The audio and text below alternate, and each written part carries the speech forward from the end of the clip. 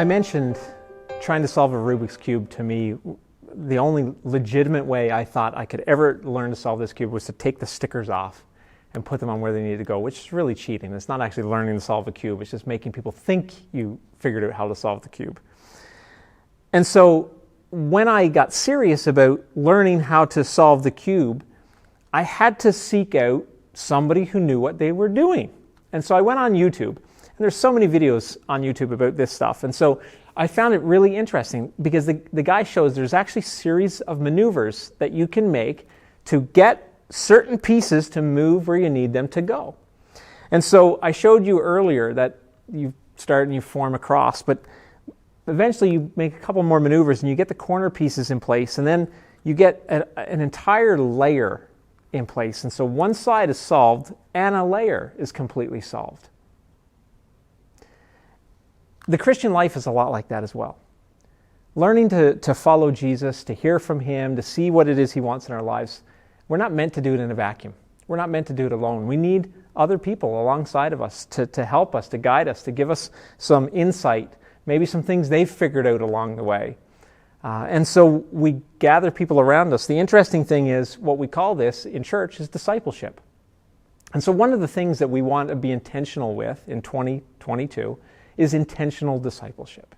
How is it that we can get people into our lives to help shape us in the way God wants to shape us? And how can we be intentional in doing that with others? Because Jesus tells us this is one of the things that He desires for us in Matthew 28, is to make disciples. This is one of the things He's asked of us. And so one of the things we often say is, well, I grew up in a church and it didn't do that very well. Or maybe even CFA hasn't done that very well. And I'll be honest, most churches, we stumble in this because we haven't really been discipled ourselves as pastors or as leaders.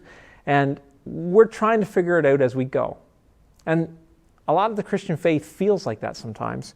But in reality, God has given us everything we need to grow and to mature in Him. We just need to be a little bit more intentional about how we seek that out and what that can look like in our lives.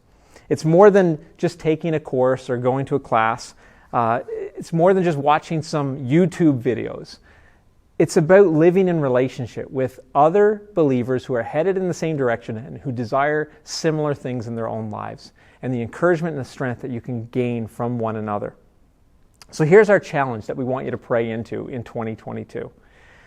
Building on what we said yesterday about getting into God's truth in an ongoing manner, consider how to tangibly connect with the people around you.